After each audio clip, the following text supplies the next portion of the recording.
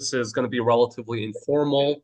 It's kind of a talk amongst friends, amongst colleagues. So it might go a little bit longer. It might be a little bit faster. With that, I think we can get started. Welcome, everyone. We appreciate everyone's attendance here today and showing, the interest in coming to hear about this to hopefully maybe even yourself be able to go there. I can definitely say from a personal standpoint, I consider myself lucky to have been one of the few people who were allowed in to be able to do this, especially after months of, feeling um, hopeless and depressed kind of watching my screen. It was definitely a treat for me to be able to go and help out and do what I can do. And with that said, Pama was very instrumental in organizing the missions, making contact with everyone, and it wouldn't have been possible without their assistance. And with that, I'd like to hand over to Dr. Yusuf to kind of talk to us a little bit about the application process and how we kind of find our way there. Assalamu alaikum, everyone. Thank you, Dr. Rasul. Thank you for the opportunity. My name is Yusuf Khilfe. I am an oncologist based in California, originally from Naples, PAMA co-founder. And this is my, I would say maybe my 9th medical mission to Gaza, leading it. First, I would like to start by saying this. Though that I was kind of the team leader, involved in the process from A to Z, I have to acknowledge the team, each one by their name.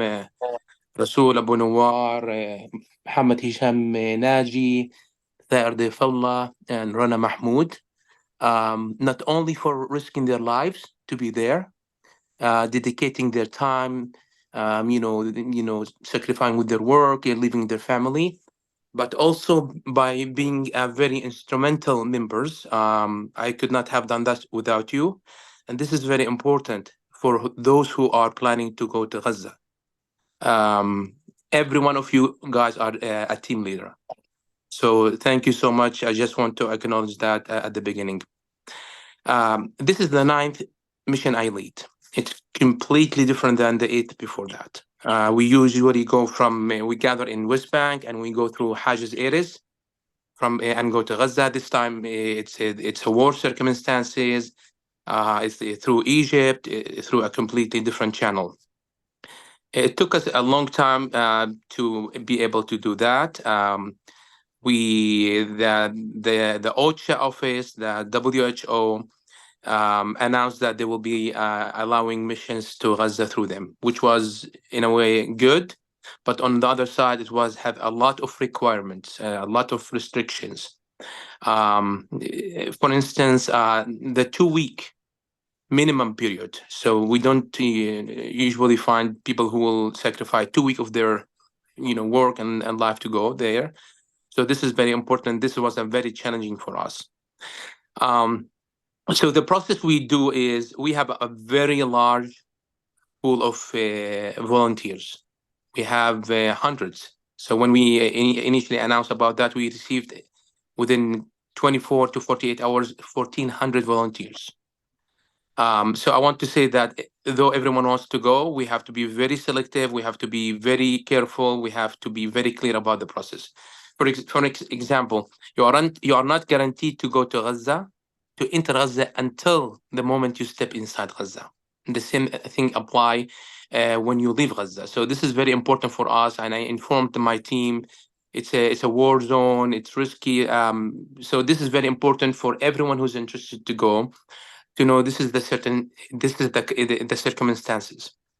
Number two, what could have applied to our mission to Gaza in January 22nd did not necessarily apply for the next missions. It's a dynamic process and procedure.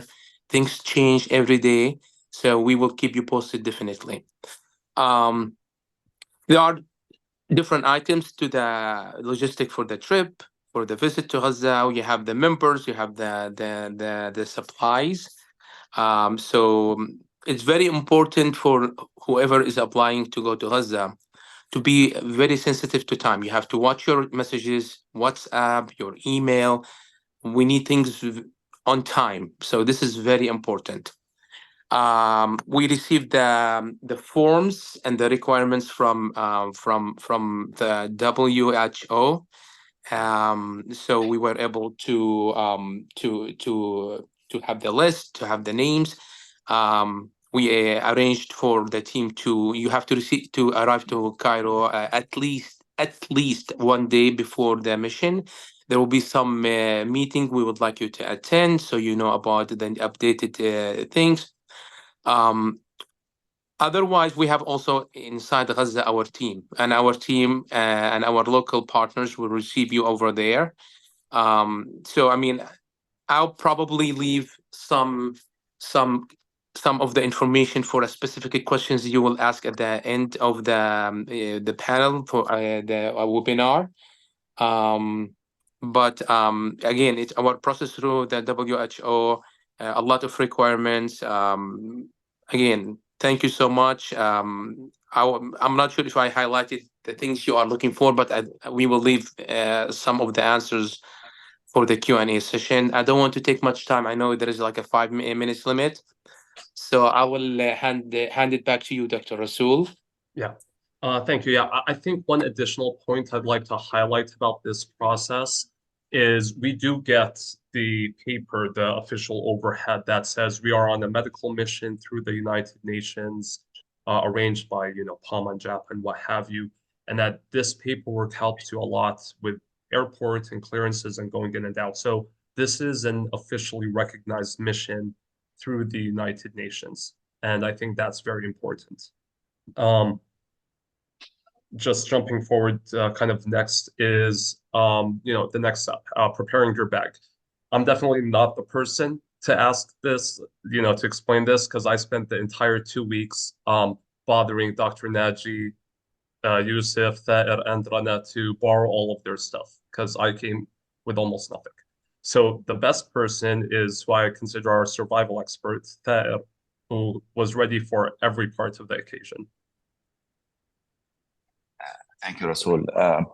So I don't know where to start, but if I have to go back and do things a little bit differently, I'd probably take less supply for myself and maybe more medical equipments. But bottom line, what I had for myself is what I consider that I can't really function without. So mainly coffee. If you're a coffee drinker, you can survive on a coffee and protein bars a day. That's what I did. As far as like what you need to take in your bag, you can carry. I'm not sure what's the limit, but I know the airlines limit for checked-in luggages about 6 luggages. I wish if I took the 6, I took 3. Fill medical equipments. When inshallah I go back, I will fill 6 of them inshallah. So keep that in mind. That's what you need. As far as what you need for yourself, it can literally fit in a carry-on luggage in a backpack. So what I would focus on for 2 weeks, you're going to be there. You're not going to wear anything but scrubs. I took 12 pairs of scrubs because I knew, probably I won't be able to wash them. Sometimes you can go by for 2 days without replacing your scrubs, but sometimes you have to wear 2 of them a day because they got to get blood on them and they get soiled. So keep that in mind. I would say scrubs. And those are things that the medical staff there, they can use after you leave. So you can leave them behind if you want to. Undergarments, that's very obvious. And a shoes, 1 pair of shoes and 1 slippers, more than enough. But again, know what you can't really function without. For me, was coffee. Food, Jazallah khair, Dr. Yusuf and Pama, they tried to spoil us, but and they did spoil us. But no, we need to, I always recommend to just eat from the people's food. That would make you feel better and make them feel better too. So electrolytes packets. So I would say the 3 things: coffee, electrolytes. Water will be provided for you, and the 3rd thing, protein, an energy supplement. you don't need a lot. As far as specifics, I'll welcome those questions. I agree. I mean, I felt a lot of the time the local staff would arrange for the dinners, which was, became a big thing. It became a social event for them as much as for us towards the end of it. So food was never a concern, but the coffee is short, the electrolytes keep you going, scrubs, and more scrubs. I would also say, take with you a spoon, metal spoon, because those are very hard to come by.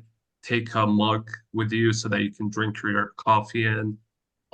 Slippers to be able to go and take a shower, and a pillow. Those are the things that kind of struck with me the most. Maybe also earbuds and the night thing, right, Dr. Naji? That's right. Flies water. Yeah.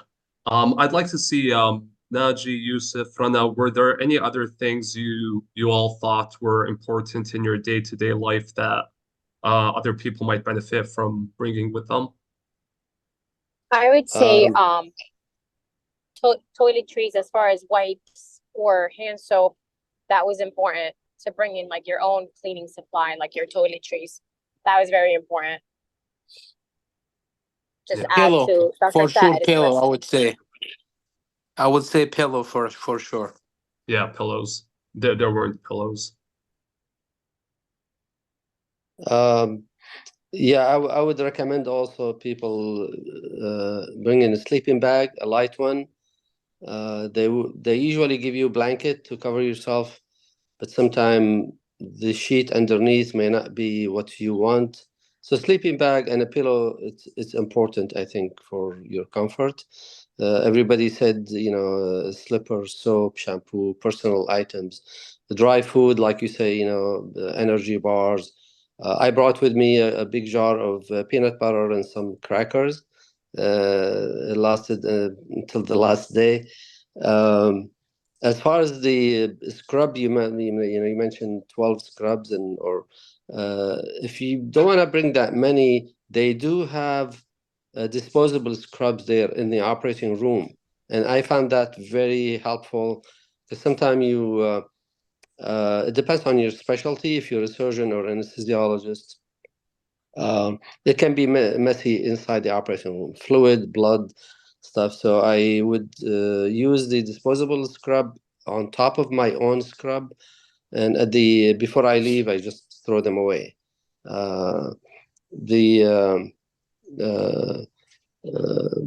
If I'm talking about my specialty. If you're an anesthesiologist, please bring with you some supply if you can, like LMA. Different sizes, mainly size number 4. They're missing that. If you have access to bring some anesthesia circuits, that's fine. Endotracheal tube are available. Laryngoscopes available. If you want to have your own, that's fine.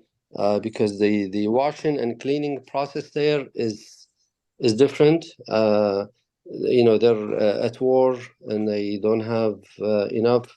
So they just wash them. They just wash them and use them again and again. Yeah, I don't want to interrupt you, Dr. Naji, but we are actually we do have a portion for medical equipment, which is actually the next one up, and then we have a specific portion for anesthesia as well. Dr. Rasool, just quickly, I want to highlight, we are telling our experience about this specific mission. Yeah. So it could for the next mission, it could be better, it could be worse.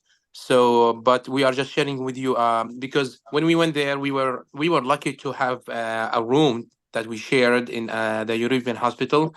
We are watching the news every day. The next step, they are saying they're gonna invade Rafah. So we don't know which gonna be the hospital, but we can tell you that whoever the team is going, we will ensure that we are as safe as we can to be there and to provide you with all what you need. Yes, agreed.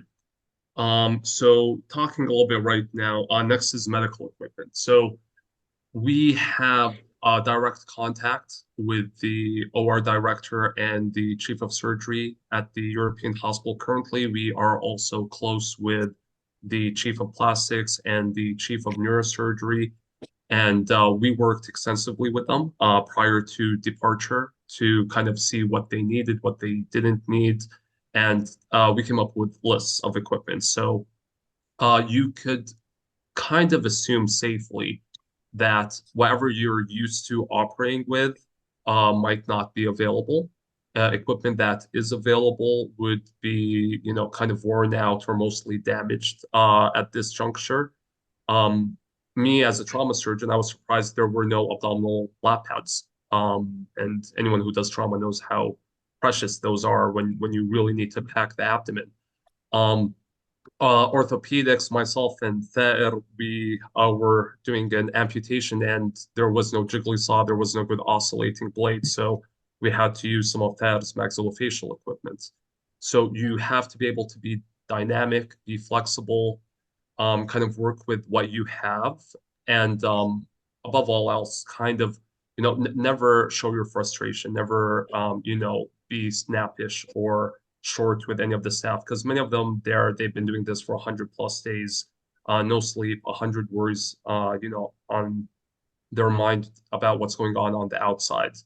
But in terms of medical equipment, we have lists of what's needed. We have lists of what's allowed in and what isn't. There is actually a very stringent, I don't know, 7 or 8 page document about what's allowed in and what is not allowed in. And once on a mission, we can kind of help you go through those and pinpoint, put you in contact with point people to see kind of where you can, cause the biggest impact. And a prime example comes to this upcoming mission. We have our neurosurgeon talking with theirs, and they're able to directly coordinate exactly what to bring with them. Others, I don't know if you have other ideas also about medical equipment. I would say, if I had to go back, I took the more complex, the things that I thought, high end, very expensive, very technologically advanced stuff with me. I did not take the workhorse, simple instruments that I need on a daily basis, to find out that they don't have them, and if the ones that they have are damaged. So if you in any specialty, you'll have your workhorse instruments that you need on every case. So that's what you should take with you, at least in your bag. Just remember, everything that we invest in here, and inshallah you get awards for it, so you can leave it behind. They won't even blame you if you take it back with you, but everything that we took, we left behind as far as instruments, equipments, it will be beneficial, and inshallah when you go back, you'll find them in front of you to kind of use them again. So take what you need most. That's all my recommendation about that. Agree. Next, and it's actually appropriately timed, I see a bunch of people asking about the trip in. Rana, would you kind of like to walk them through the entire journey from Cairo into Gaza? Sure. Assalamu alaikum, everyone. I want to start by saying my name is Rana Mahmoud. I'm a registered nurse, and I had the pleasure of traveling with an amazing, wonderful team. Thank you all. I consider them my heroes. Dr. Yusuf, Dr. Naji, Dr. Thaer, Dr. Rasul, they were all true heroes. And I'm grateful to travel with them. The travel process from Cairo to Rafah border, it took about, I want to say, 12 to 13 hours roughly. The process of application and paperwork, Dr. Yusuf had taken care of that for us since he was our leader. But as far as timing, like I said, it was about roughly 12 to 13 hours to get across to the border. And there wasn't many rest areas for us to stop. But we were well prepared. We did take some snacks on the way, a couple water bottles with us in the van. And that's really roughly it. That was about it. If you have any questions, let me know. Yeah, I'll add to it. As Dr. Yusuf mentioned, you're only guaranteed entry once you are in. There were about 8 checkpoints, if I'm not mistaken, between Cairo and the Egyptian side of the border, not including the border. And we started off the convoy with 10 missions, if I'm not mistaken, and only 5 made it in by the end of the day. You stop at each checkpoint, they take your passports. 15 minutes, an hour, they kind of have a look at it, and then you're either allowed through, or in some cases, they were actually turned back, sometimes really close to the border. Yeah. Anything else about the border that I might be forgetting? Just quickly, I don't know if we're gonna touch base about that. When we went to Gaza, each one of us has their own way how to stay with communication. I know some people they got the eSIM. Myself, I did the one like I have Verizon. I did the $100 for 1 month. It was cheaper than doing that per day. I did roaming for like my connection was through Germany, so I did Germany, Egypt, Israel, and Palestine as the country I'm gonna be in. And for me, it worked good. It worked good. I don't know about my colleagues. It's very important to have the WhatsApp is the best way how to communicate. Whoever gonna be the leader for next mission, and they need to have my phone number. We need to be in touch through the WhatsApp during the whole trip, especially during the travel to Gaza. I have a connection all the way, just to keep us posted. You need to tell your family you are okay. This is very important. I would say since not too many stops, try to minimize drinking water as much as you can. There will be not too many maybe restroom stops. I mean, of course, you need to drink water. But that the things comes to my mind, and be patient. Just be patient. When we got to the Rafah border, and this is for the next leader, we arrived almost late. So there was the question. Some of the convoy people they want to stay in Al Arish. So I pushed that we need to, as long as it's safe, I pushed them to no. We want to get and sleep the night in Gaza, so we don't have to worry. So we can take advantage of the time and the day, so we can start working tomorrow. But anyway, just be a team leader yourself. Help your leader. Help each other. It's a traveling. It's not easy. Be patient with each other. Check on your team member every time. Um, Everyone was good. I'll give more credit maybe to Dr. Naji and Rana, checking on us, and if we need to eat or something. That's the main thing I want to add here. Yeah. I do want to add two things, and then I will break the rule and answer a few of the questions here, just because a bunch of people asked the exact same question. We also have what's called a deconflicting order, and it's what gets you from the border to the hospital and vice versa when you're inside of Gaza, and that's arranged and everything is taken care of. In terms of phones, as Yusuf said, the Verizon plan worked really well. I was using Fad's phone a lot because of that. I would recommend anyone coming from Jordan to activate roaming before you go, not after you go. And the eSIM only works so much. There is Wi-Fi in the hospital, and you can connect to their routers, so that's another way. In terms of satellite phones are not allowed in. You cannot bring them in with you. And in terms of why so many delegations were turned back, there's absolutely no rhyme or reason to it. All of them were pre-approved. They were multinationals.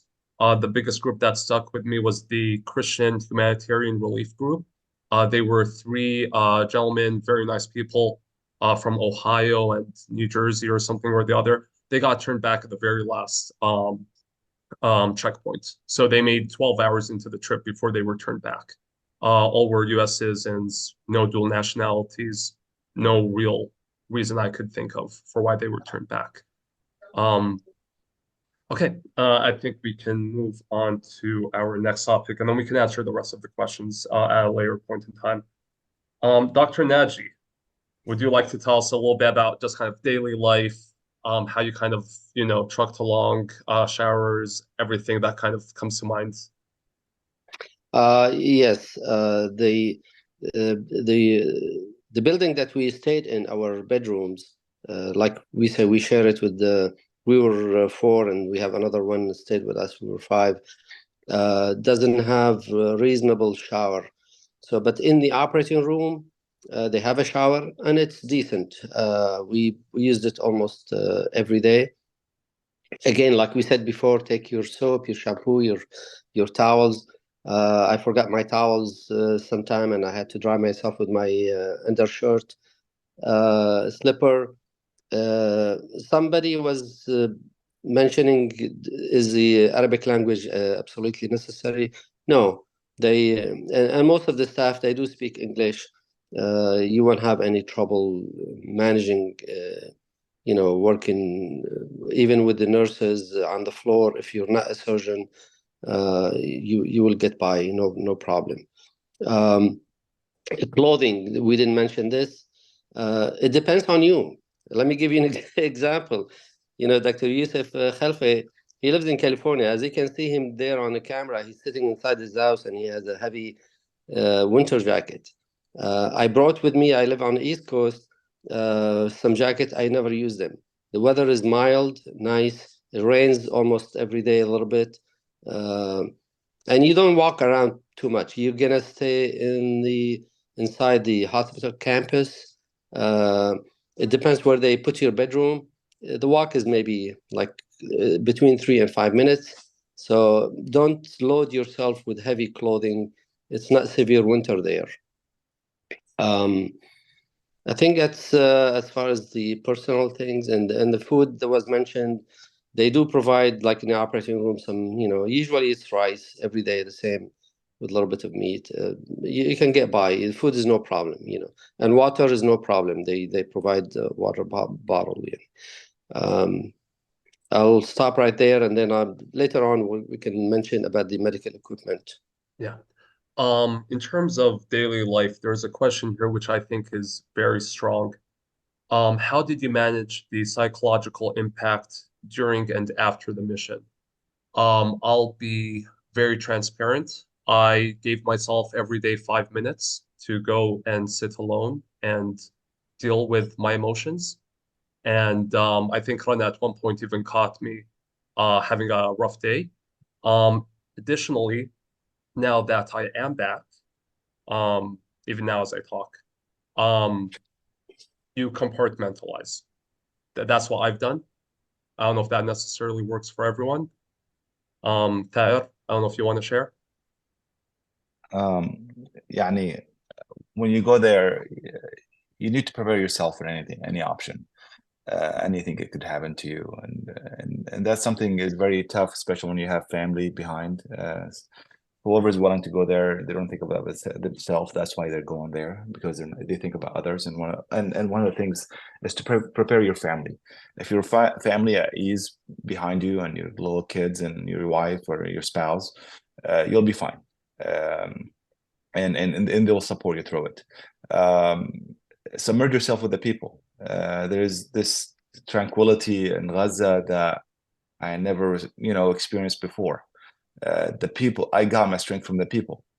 I was told by little kids, when we worry about the bombs, you should worry. They're accustomed to it. When you hear the bombardments, you get scared maybe for a minute, but when you see the little kids are running around, they're used to it. They know when it's far away and it's still safe. You'll get your strength, believe it or not, from the people of Gaza, from the tranquility that they live in, with all the things and how bad it is there. You'll be surprised. But whatever you use in your daily life to minimize stress, use it. Some of us pray, some others make dua, but you'll get it from the people of Gaza, I'm sure. Yeah, I don't want to put anyone else on the spot. Maybe that was a little unfair of me. Thank you, Thaya. No, you're fine. Dr. Naji, Yusuf, Rana, if any of you Yeah. want to share. I have to agree with Dr. Thair. I would say this is the most 14 memorable days in my life, and I thought about it a lot there. I have a little more time than you guys to walk around in the hospital yard. Definitely, I am just walking by the kids, talking to them, talking to the people. That gave me a lot of strength, and that helped me a lot. And remember what will give you strength, that remember you are there to help them.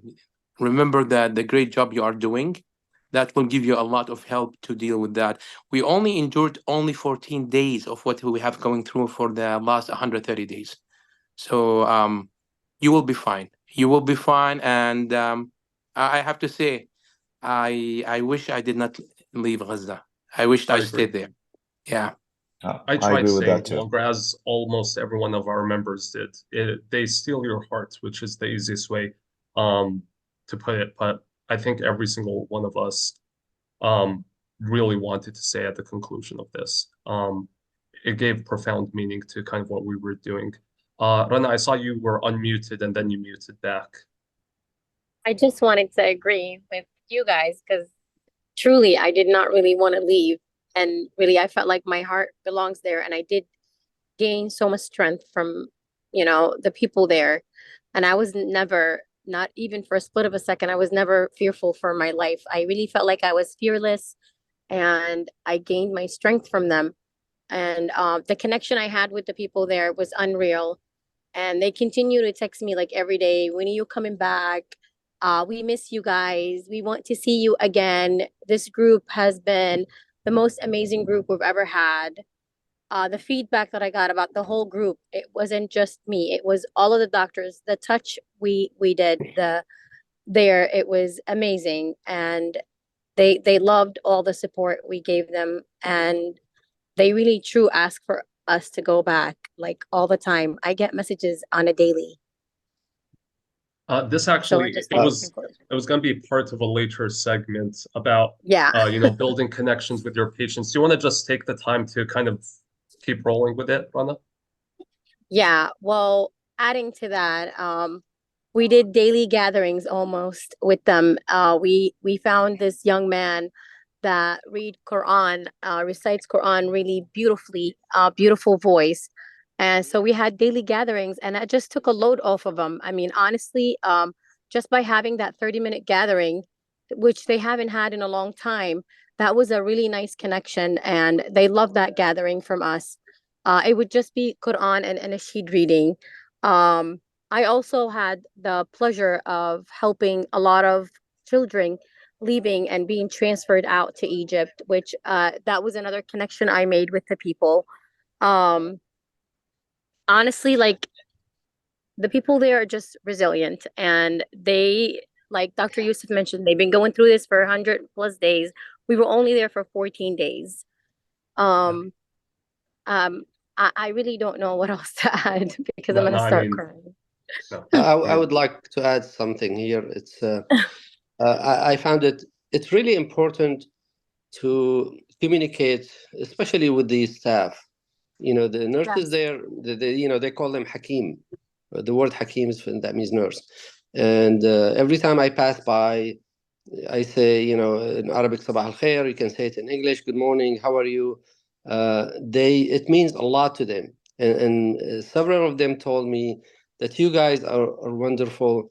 At least you look at our face to face, and you say good morning. You talk to us and you communicate with us. Some other doctors, they just walk by to their room, they lock the door, and so I felt like it's really nice to walk by. And then again, when you walk between the buildings, the kids will go after you and they say hello, what's your name, in English. It's so hard, they touch your heart, and you can say a few words. They told us, don't give money in the street with the kids because you'll have pile of people on top of you, but you can maybe do some candy, and they sometimes they ask you for that. This is as far as communicating with the people there. Dr. Rasul, I don't know if we have time for this thing, but I want to add two things about the local team and about other medical missions team. For the local team, and I'm not saying the team member here will do that, and you touch base on that. You have to be very mindful and sensitive to the local team there. Make sure you do not criticize them. I know you don't mean that. It's like why you don't do that or do that. They are in a very dire situation. So it's very important for us to be mindful of that and be sensitive. They are very resilient. They are great doctors and nurses. It just their circumstances is very different. So be mindful of that. For the other medical mission teams, I have to say here that hats off to Dr. Rasul, Rana, Dr. Naji, Dr. Thaer. I didn't feel PAMA team is 5 members. I felt it's 40 members because the way how you guys worked with the other team on cases, how you communicated, this is amazing. Because that at the end give a way better impact on the care you guys provided. When I see you guys calling each other for a surgery, helping each other, different teams, that was amazing. It was not about PAMA team, X or Y team. You guys work together. So I'm hoping the members who are coming to the next missions work with the same structure and the same passion about that. This is very important. Yeah, and we'll build upon that a little bit in a moment. Next up, I'd like you again, Yusuf. Yusuf was one of our members who, although he told us not to leave the hospital, he himself continuously left the hospital. Do you want to talk a little bit about your experience in leaving the hospital, Yusuf? Okay, for the team member, rule number 1 about leaving the hospital. You don't leave the hospital. Okay, that's rule number 1. I have my own way how to do that. I've been there. I have my own people.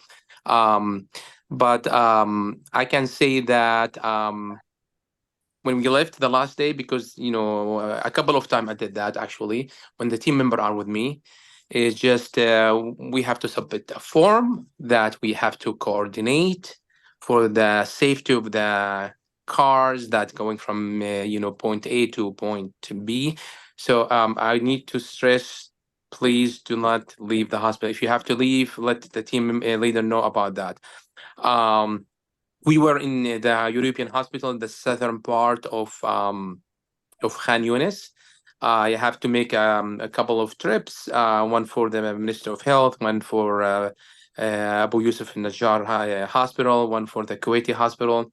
I'm not sure what you are looking for to hear from me, Rasul, if you want to specify about leaving, but it's Rafah is very crowded. A place who used to host only 250,000 people now have 1.5 million. It was very crowded. Be careful. Number 1 thing you need to stick to is your passport. That's what you need more than anything else, your passport. So just make sure you keep it safe, accessible to you. Whenever we leave the room, we have someone who lock the door and try to know where is that person, Dr. Naji.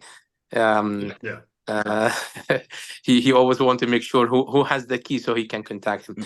But again, please, rule number 1, do not leave the hospital at all. I don't know when it's going to be in the next mission we are working on. Is it going to be in European hospital, in Abu Yusuf Najjar? We're still working on that. I think that's it. Yeah, no. So as far as Rasul, can I add one thing? Yes. I did not step a foot out of the hospital, and I didn't feel like there's a need for it because we're going there to help people.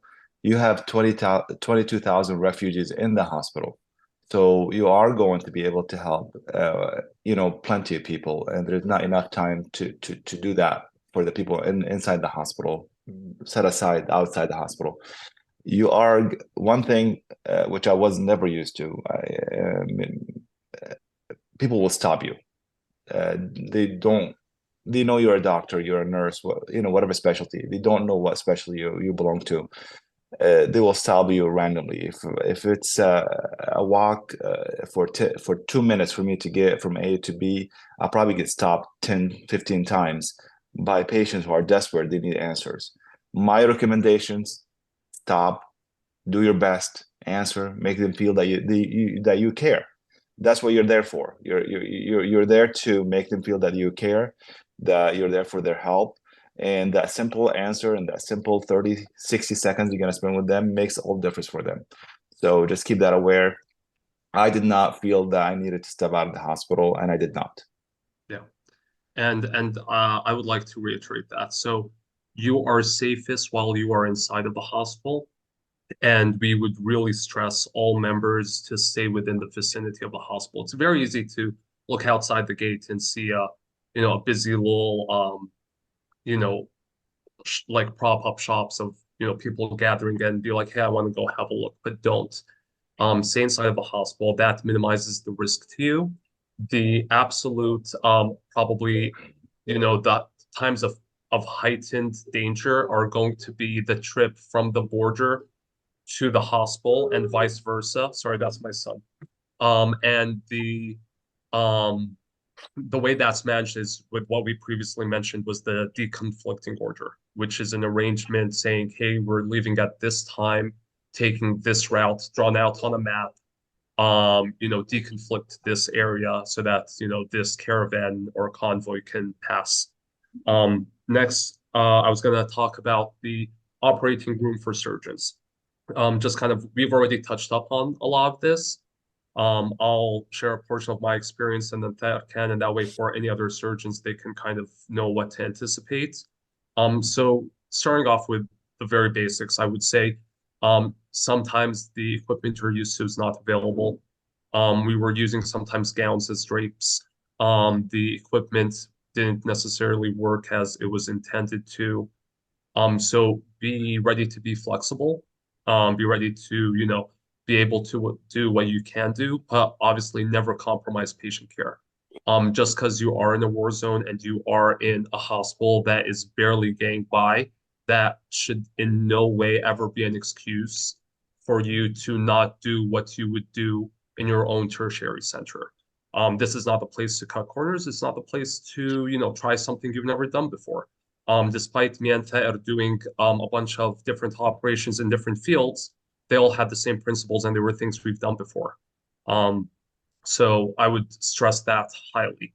Obviously, if you're really needed to do something, you're not, I don't know, you've lost your ACLS certification or something or another, and you see a patient have a cardiac arrest, you should go and do that. But this is not the time for you to say, oh, I've never done this procedure, but hey, let me give it a go. So that's very important. Keep yourself up to the standards you're used to. Taher? I agree. Do no harm. We're there to help.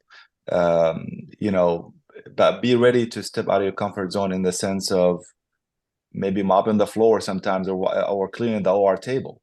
You're there to help. You're not, you come from a little bit more privileged, place. I went to Africa for medical missions. I went to other places, South America. By far, going to Gaza in this condition has been the worst. You're gonna have flies in the room. You're gonna have not the best sterility because it's a war zone. Limited supplies, limited, sanitation supplies.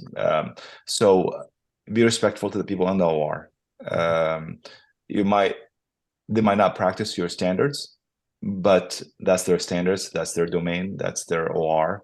Be respectful, as any surgeon will understand. The OR is your domain.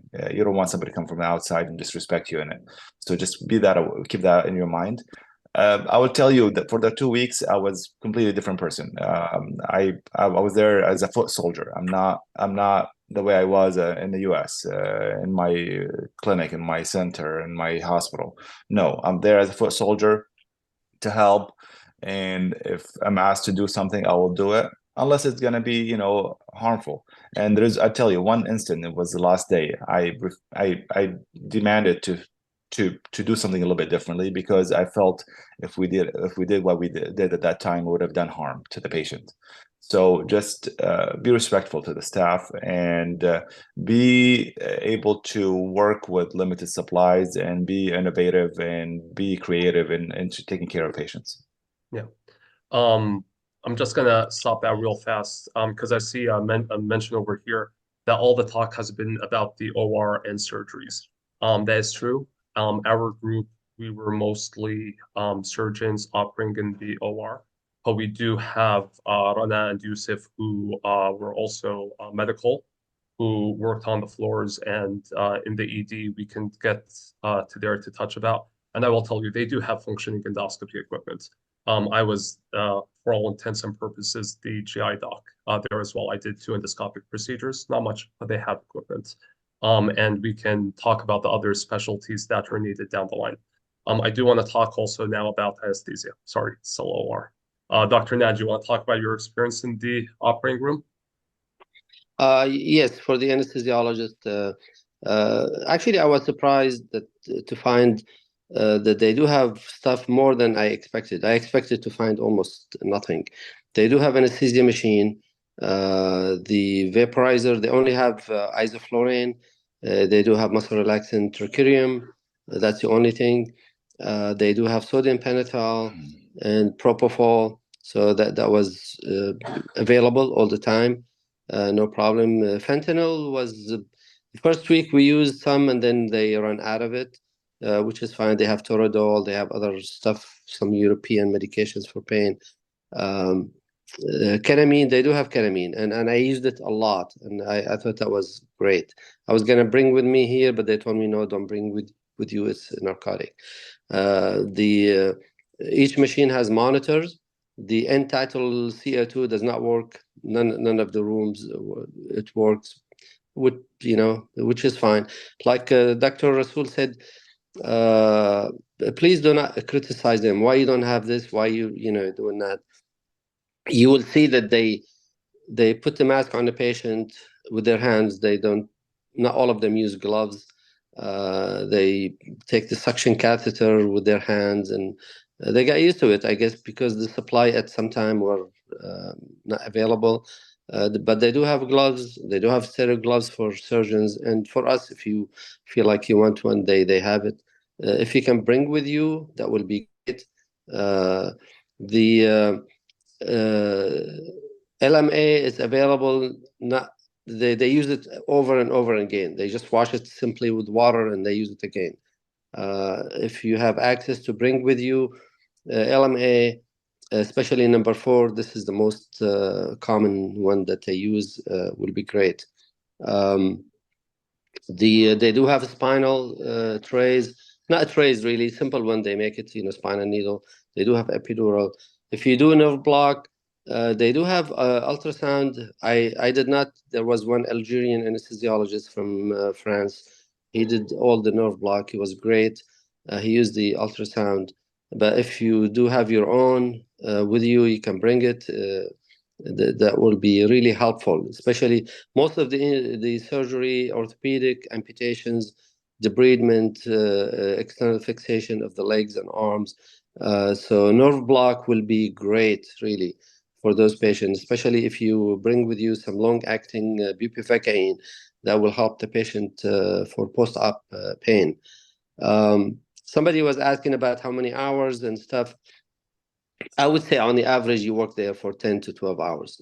They don't force you. You can say, I'm leaving now. They're usually local anesthesiologists. We were there to give them a break because they've been working for 4 months, days and night, and they sleep inside the operating room.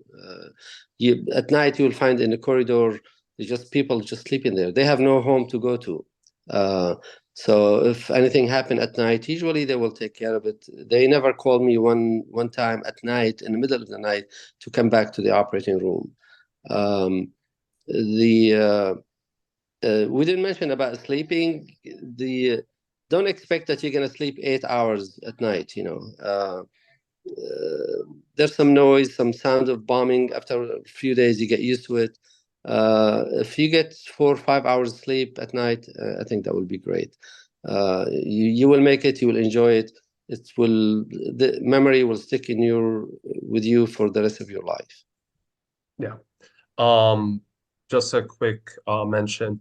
The reason we are speaking in English is we have many members here who are not Arab, who English would probably be the best language for us to all be able to communicate together openly.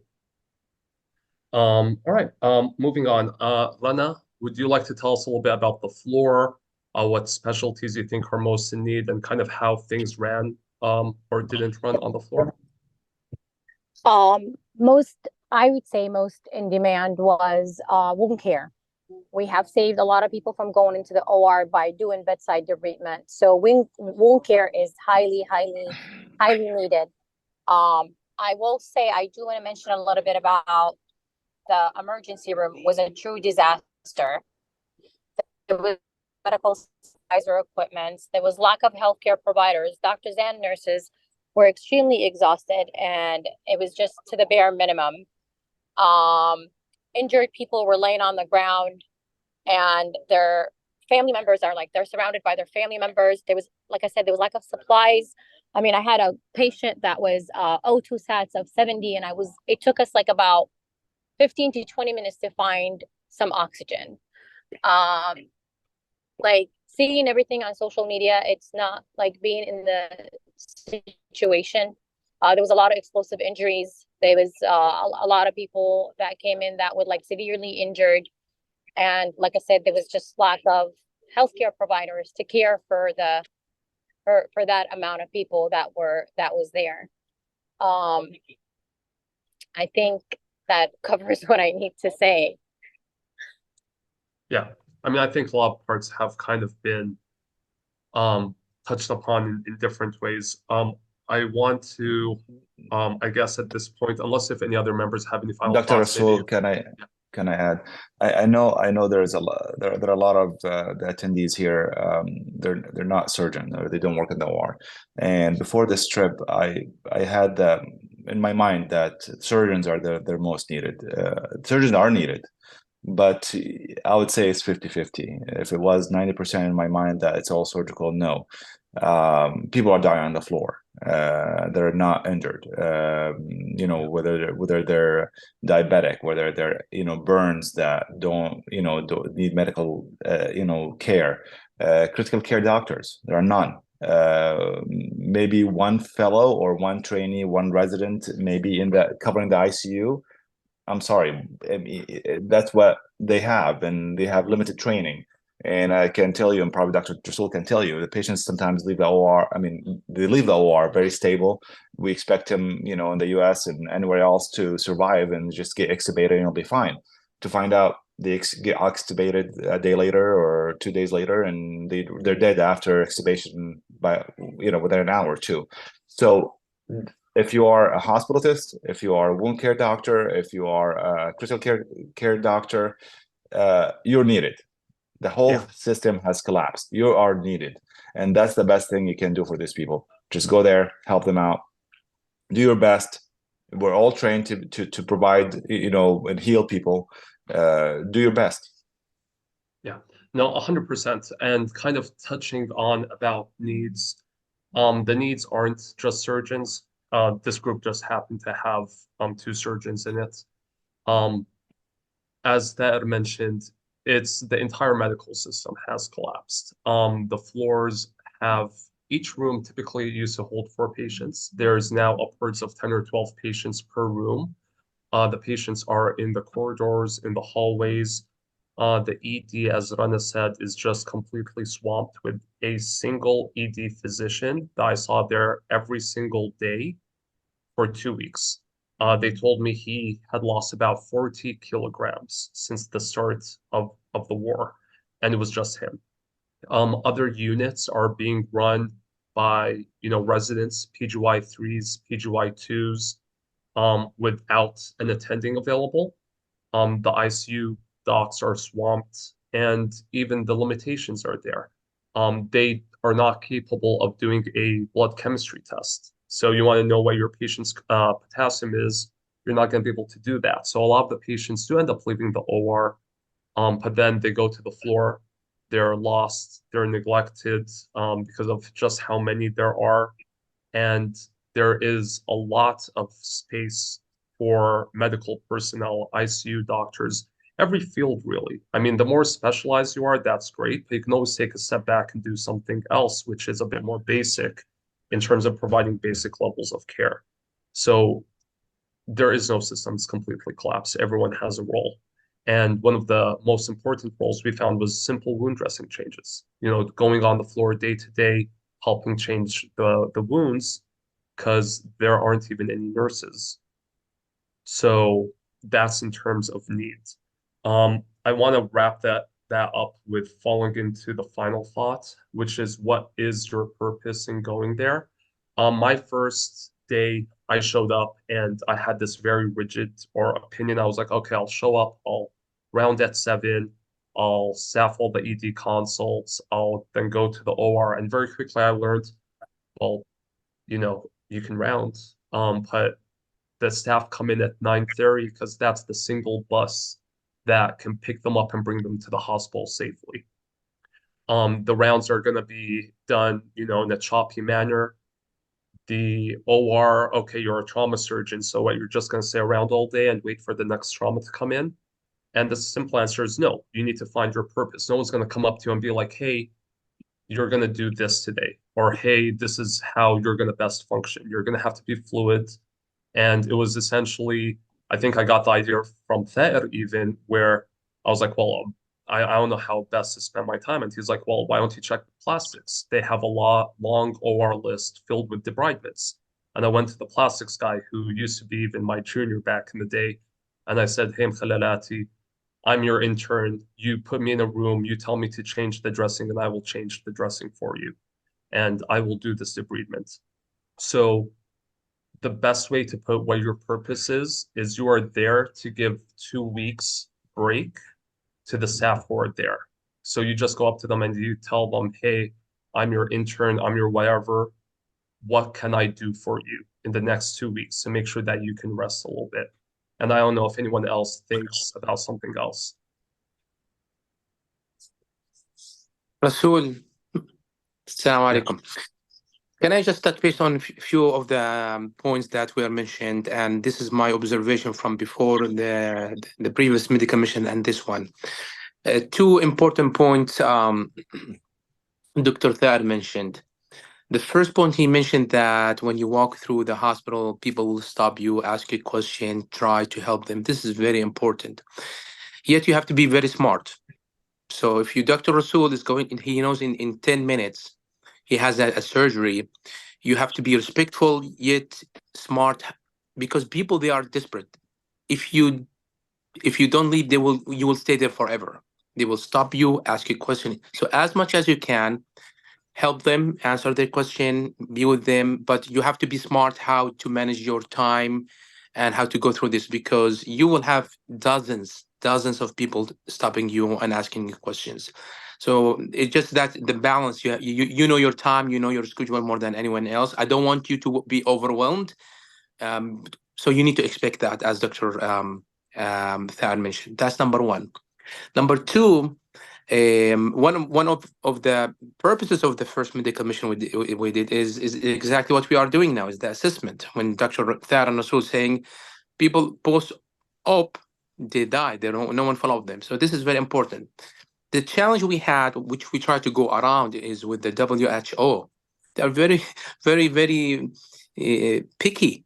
So when they first told us about the requirement for the team members, they want every surgeon has his or her own anesthesia, his or her own OR and post-op. So they need a complete team for each surgeon, and that's not doable.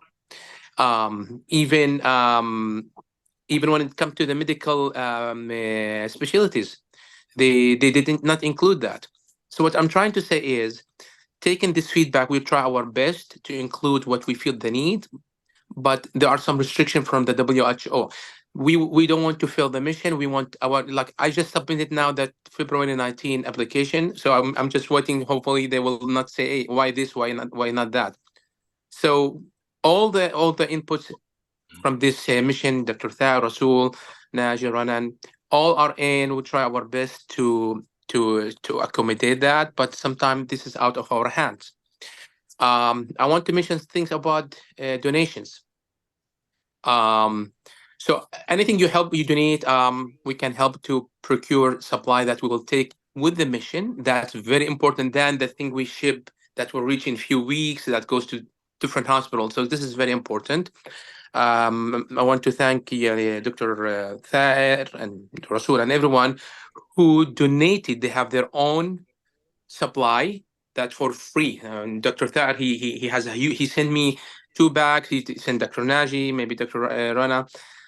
So thank you so much. And that's the next point, which I'm gonna meet with Dr. Thad and Dr. Rasul after this meeting, is whoever is going and is willing to carry stuff with them, please let us know ASAP.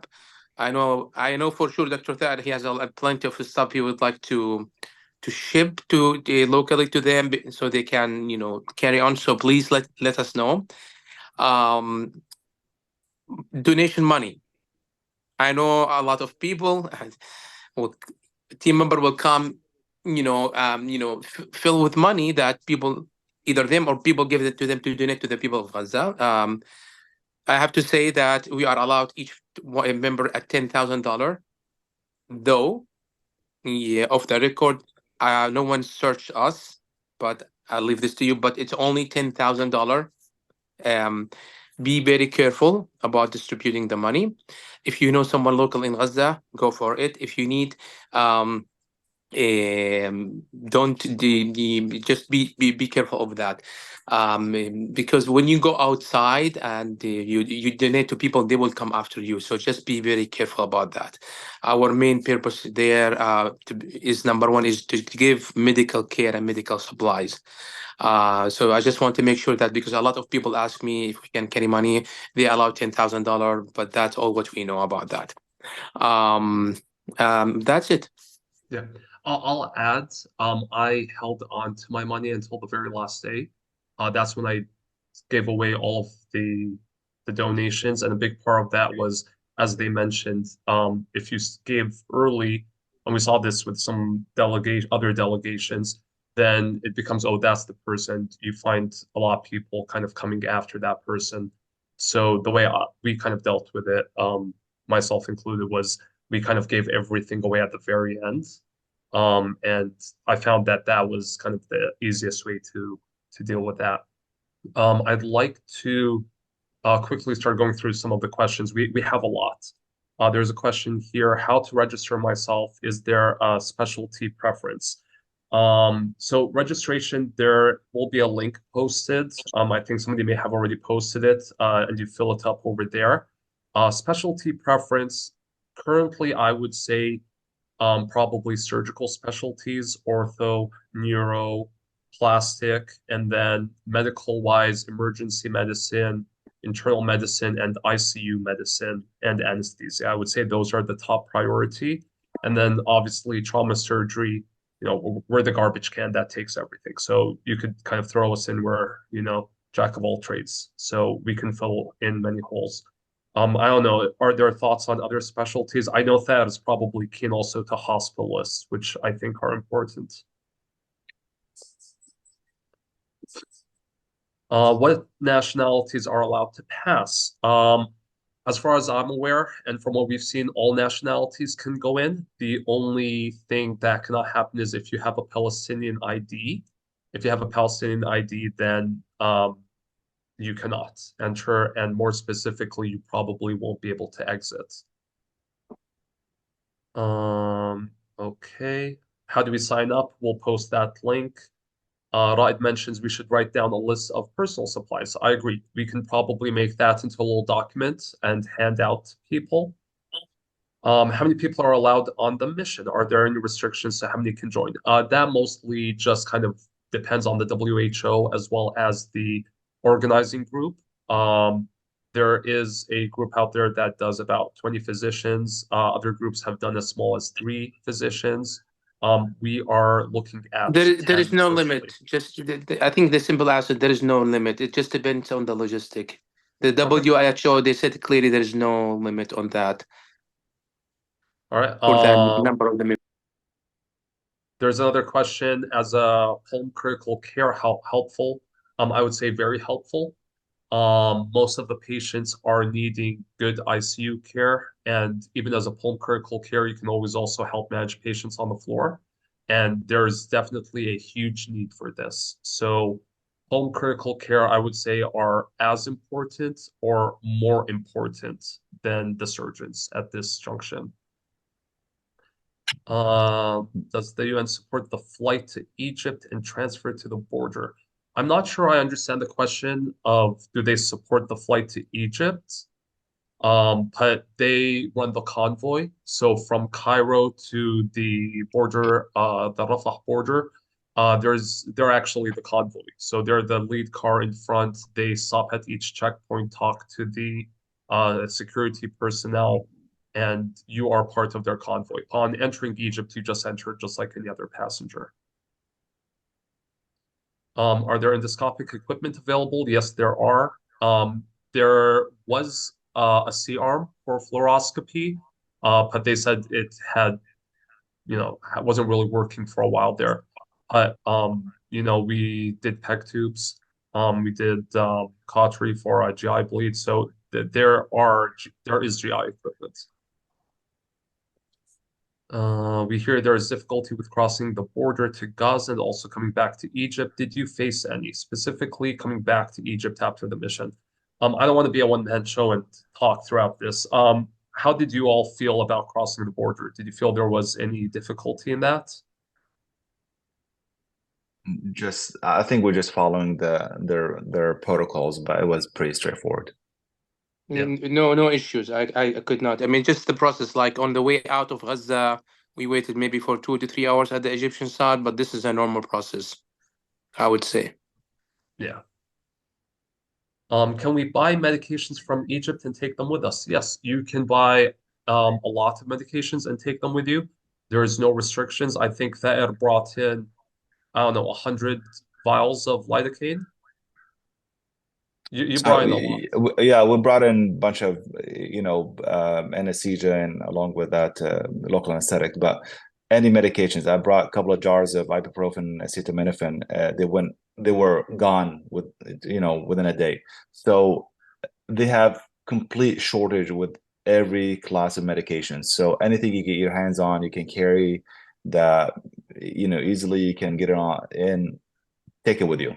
They'll make a use of it. Yeah, But just I to brought mention in some that, Augmentin and Flagyl. Yeah, go use yeah, it. no, just to mention Rasul, I don't know if the question about from Cairo. Currently, we don't procure supply from Cairo to the team to take. Like Rasul, he brought from Jordan. We brought the stuff that are sent to us from. But the simple thing, yeah. But as a supplies, currently we don't procure for the medical mission team to carry them on from Cairo. Not currently. It's best to carry it with you to make it easy for you and to guarantee almost for them to make it to Gaza, bring everything from home. Yeah. The next question is about neurologists and anti-epileptic medication. I agree. Interestingly enough, I think both Thad and myself were approached by many physicians and people working in the hospital, seeing if we could help procure for them anti-epileptic medication. I think I'm not a neurologist, so I don't know. I think there would actually be a need for you. There's probably alternative methods to dealing with very bad episodes of epilepsy when you don't have these medications available. I don't know if there's a role for some anesthesia meds in these cases, but it would be a challenge. But there's definitely a role. There's a lot of epileptic patients who are unfortunately not able to receive their medications currently. There was no indication why the volunteers were turned away at various checkpoints. As far as we're aware, they had the full approval and they were turned around. I don't know if, Yusuf, do you have an idea of why maybe some of those delegations were turned back? I think one of them, there was a problem with the submission from the WHO, to my understanding. I remember that the people who turned around at the very first checkpoint, I think on the way before we arrived Rafah, they said they were able to come back. For the dual citizen thing, like if you're holding a foreign nationality and Palestine ID, I would not say it's a zero chance for you to go in, but it's a way lower chance. And it all depends on the Israeli side what they decide. So I have a Palestinian ID. If you guys remember, I was till the last minute. I said I might not be able to get in. So it depends. I have another one who came in, another one who didn't come in. I don't know what the criteria they follow. So, but those who has Palestinian ID as a very high risk to be denied access or entry to Gaza. Next question is for you, Thaer. You mentioned 6 bags. Are these allowed to be medical equipment? Does the airline allow this? Yes. When I checked, honestly, I think the reason why we didn't carry as many because we submitted approval for 15 bags, and we were 5 of us, and each one of us, decided to carry 3 checked-in luggage. But we can ask for more, my understanding. So when I checked with the airlines before I traveled, at least from the US, they told me 6 checked-in bags. So you have to pay for them, which is not a big deal. I think as far as like what you put in them, definitely. I mean, I put very high end, very advanced equipment in them, and as long as they're not on the list of things you cannot fly with, you should be fine. You can even put scalpels, blades, but those are things that you don't need. The sharp stuff, unless they're implantables, they should have them. So I took a lot of sutures, I took a lot of plates and screws, I took a lot of drills, saw blades, drill bits. So you can take all these with you. So as far as like 6 checked-in luggage, you can from the US, but you need to check with your airlines and the country you're coming from. Yeah. And also additionally, when you submit the list of items you want to take with you, in addition to the paper that says you're on an official UN mission through PAMA, you also have another one that says these are the medical equipment I'm bringing with me in my bag. And I personally found that useful in Jordan. They were starting to give me a hard time until I showed them that document, at which point I was able to board without any further issues. Next one is to me about medical equipment for GI surgery. Honestly, as you know, in surgery, you need the blade, abdominal lap pads, and suture and needle. And that was more than sufficient to do everything. I would say if you want to make life easier, GIA staplers, I brought in with me about 200 or 300. So there's a good supply still left there. I only used about 50 to half of them. But if you want to bring in a harmonic or a ligature, those would really make life easier, especially with the splenectomies. Is proficiency in Arabic needed? It's not. It would make life a lot easier. There were a lot of other delegations there, specifically from Norway, who only spoke. What did they speak in Norway? Norwegian? Yes. Yeah. But they spoke some English and they were fine. Do they allow you to take money? About 10K. Okay, we talked about this. Is there vegetarian food? I think you'd be pleased to know that Mediterranean food is largely vegetarian. It's not vegan, but it's largely vegetarian. So you should have no problem with your diet over there. We worked at a European hospital. Okay. How many hours a day average did you work? 14, 50, I don't know. If you can ballpark it. No, nobody's gonna set you on a clock to work. They appreciate any help, even if you do a few hours. And we've had other delegations. They sat all day and did nothing. I'm not like talking bad about them, but what I'm trying to say, it's your choice. But I can tell you, Rasul and I think we started at 9 and we would come back to our room at around midnight. And there's a social aspect to it with those people. You connect with them and you get to know them and support them from that perspective. How dangerous was it for the staff inside the European hospital?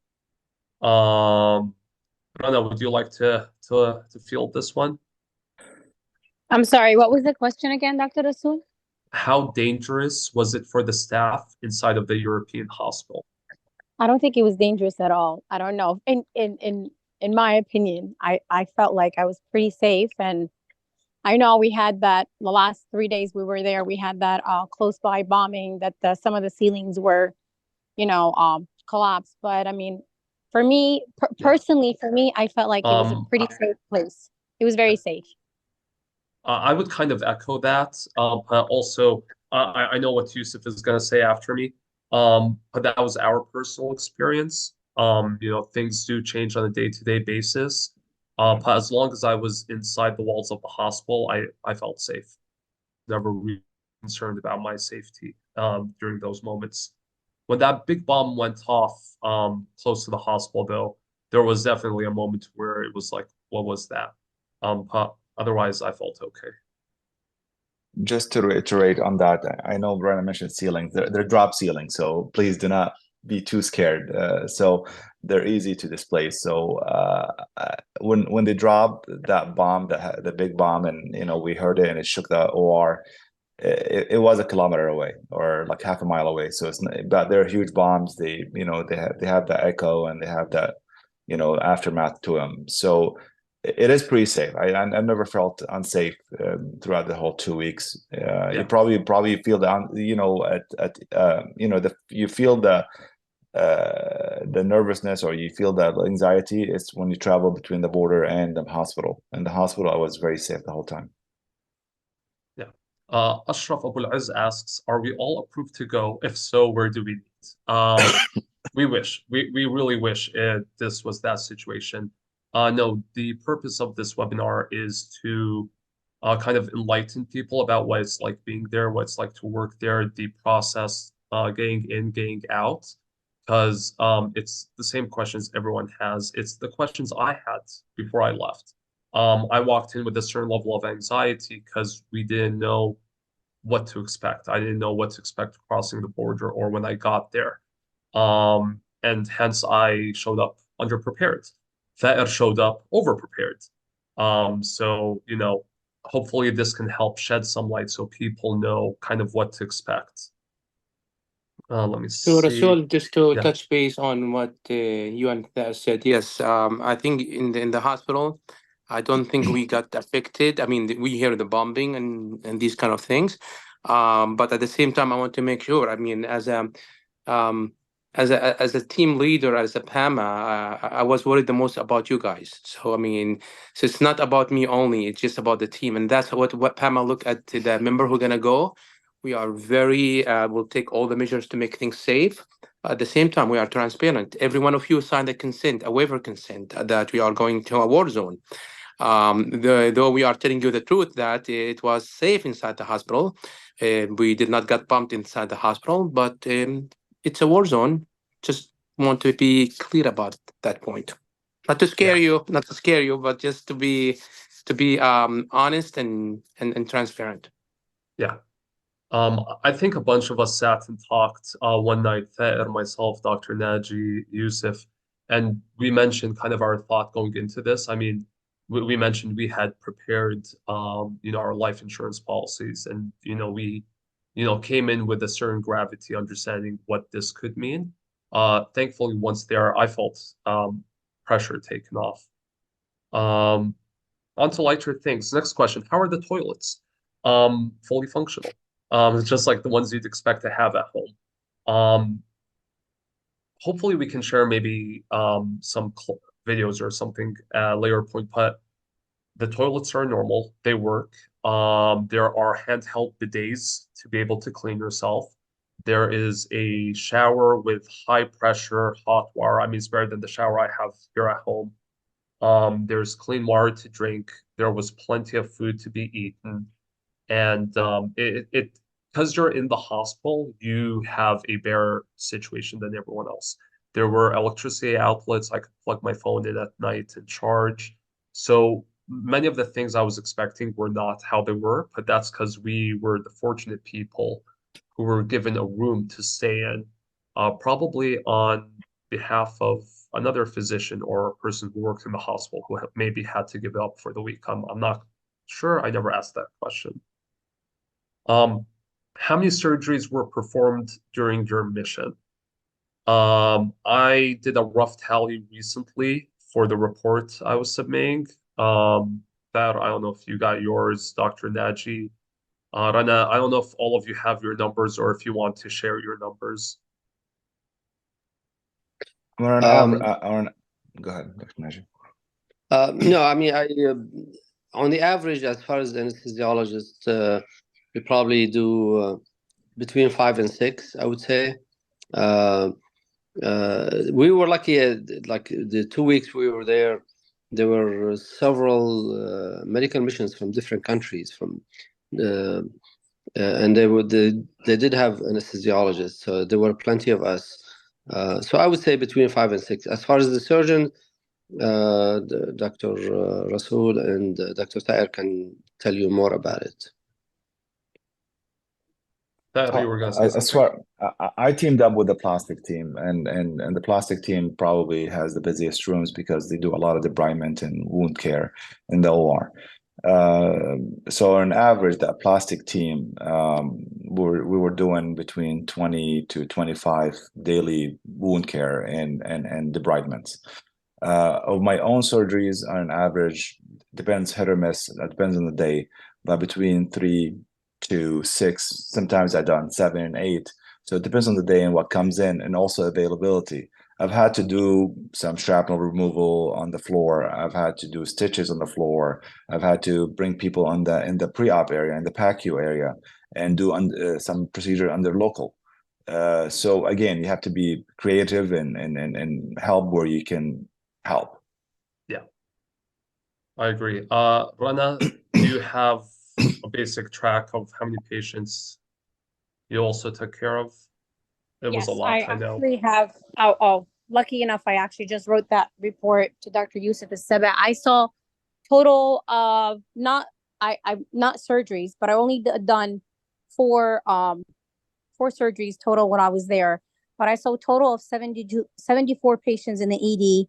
I did 267 wound care, but that was also including the training. And this number includes what we were training the nurses to do at bedside wound care.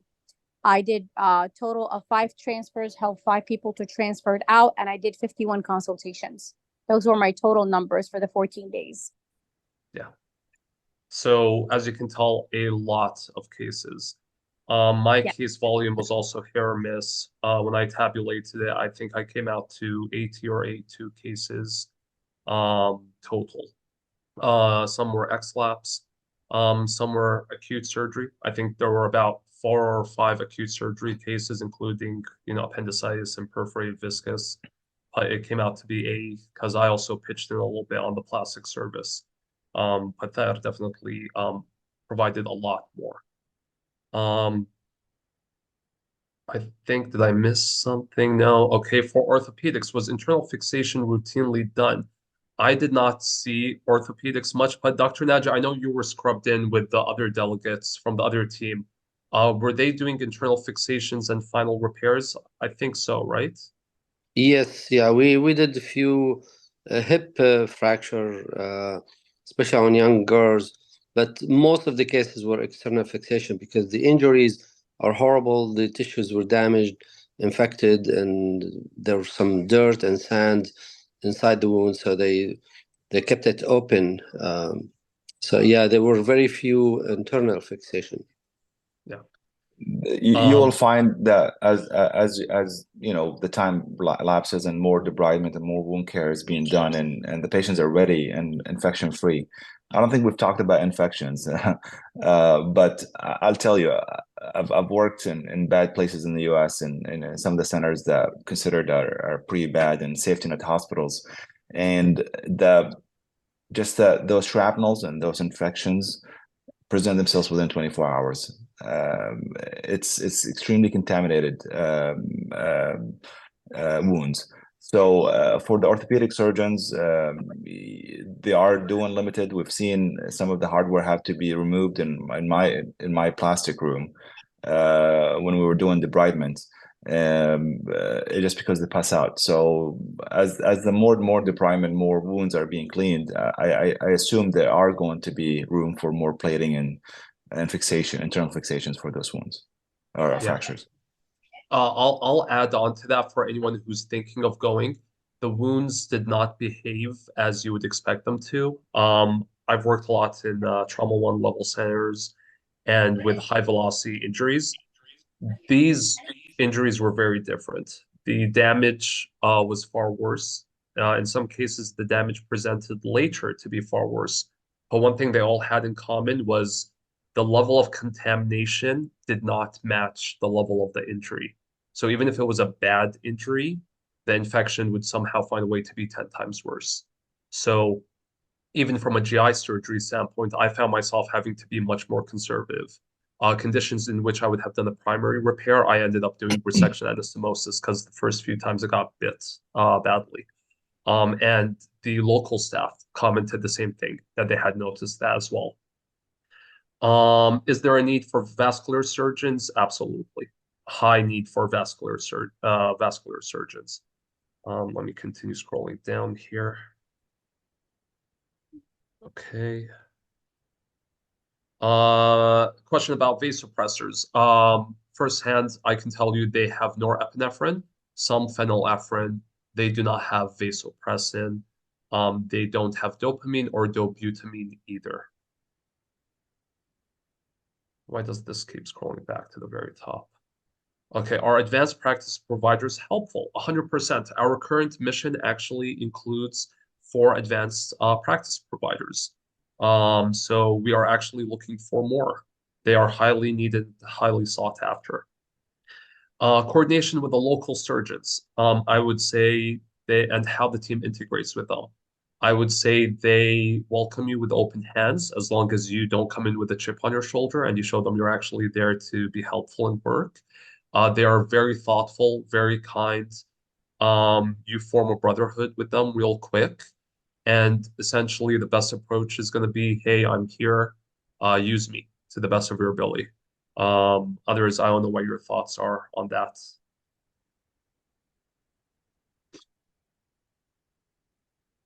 All right. Any tips about how best to get medical equipment? Combination. Ask your hospital, ask your local reps. Don't get anything that's expired. If it's not good enough to be used where you're at, you don't want to be using it on them.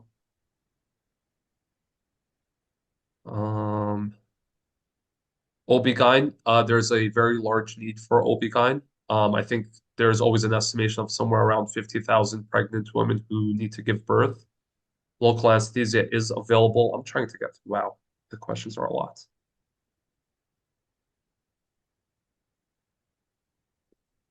No role, unfortunately, yet for telemedicine since the internet is not great.